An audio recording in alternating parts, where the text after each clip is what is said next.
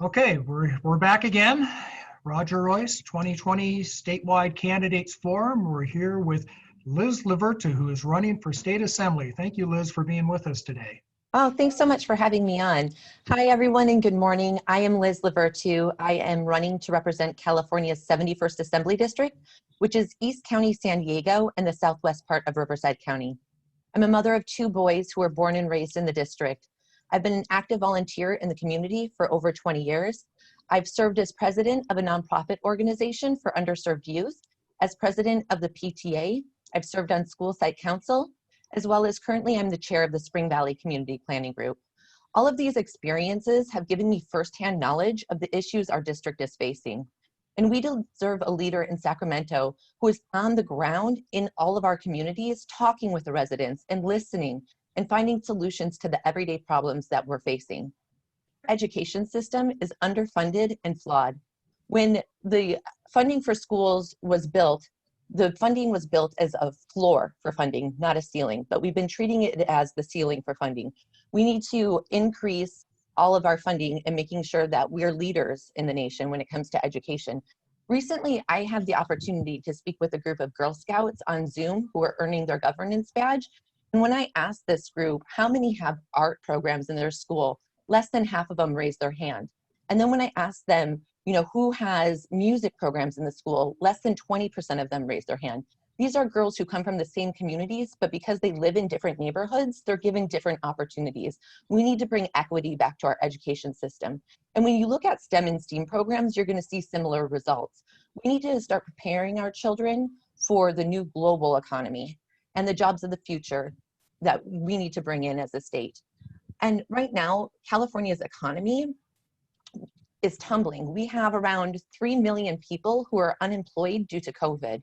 And we're looking at the stark reality that a lot of these jobs are not coming back. We need our leaders to be investing in new jobs, new technology jobs, our livable wage jobs in their districts. I want to be bringing in biotech into the area. A lot of our community members actually work in biotech, but have to travel long distances to get to their jobs. We can lower CO2 emissions, get more cars off the roads if we start building these satellite biotech companies in our community. We also need to be fixing our roads and bridges. We have the funding for it. We need to work with our federal leaders. We have shovel-ready projects in our community that can get people back to work right away. And we need to be coordinated in moving towards 100% renewable energy future and investing in those jobs of tomorrow. When I was out during the Valley Fire, like right after the Valley Fire, I was delivering food to people in our rural communities. And when I was talking to people, a lot of their children are not able to distance learn right now because they don't have reliable high-speed internet. Which is, a concern. So a lot of students are being left behind in this age of technology and these new challenges that COVID, gave us that we're facing right now. I ran into 2 students who are actually sitting in a parking lot in a shutdown diner. It was shut down due to COVID in 105-degree heat because they were using their internet to be able to go to the school. That was their only solution to making sure that they could get an education, was sitting in 105-degree heat in a parking lot, in a dirt parking lot, to make sure that they got to school every day. So, we can do a lot better. When it comes to, wildfire prevention, a lot of my district is rural and we see wildfires every year.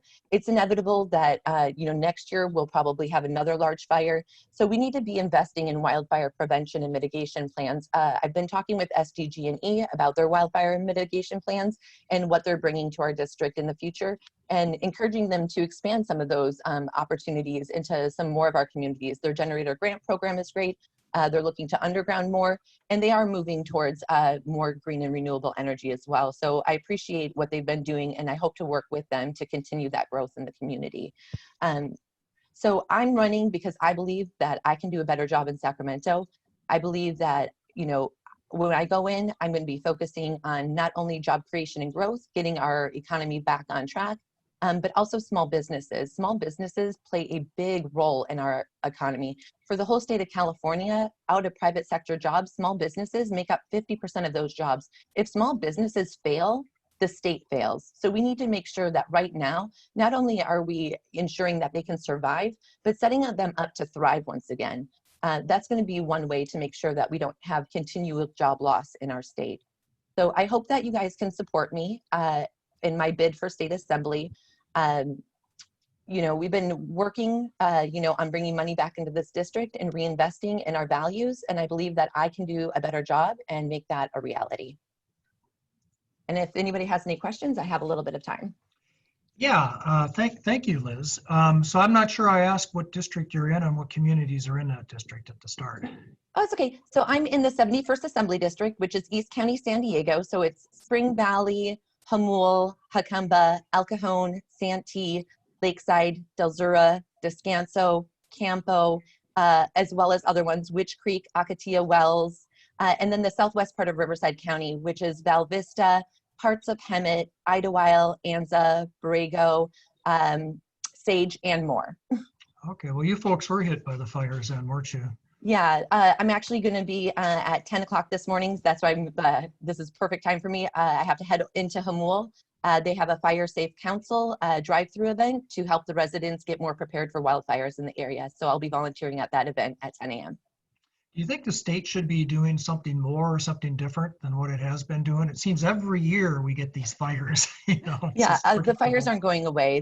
Climate change is real, and we're going to be seeing even more, damaging and drastic fires if we don't get in front of this. I believe that, Gavin has put in place a lot more funding for wildfire prevention and has a plan going forward. But we definitely need to actually work together across lines. So a lot of our forest land is federally owned.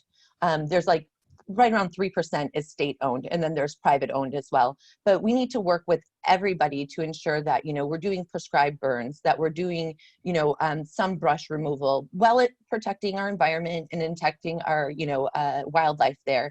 But when they go in to do these wildfire prevention mitigation, like a prescribed burn, they'll do it on state land only. They get to the federal line and then they stop. They pack up all of their equipment and everything, and then they drive to another location and set up again.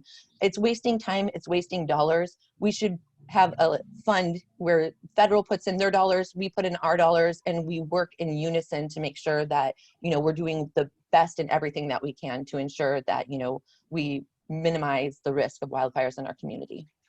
That's an interesting idea. Let me ask you another Working question. together, interesting, right? Yeah, it is, especially these days. Mm-hmm. Although it's probably going to happen. California has been particularly hard hit by 2020, hasn't it? COVID, the fires, who knows what's next.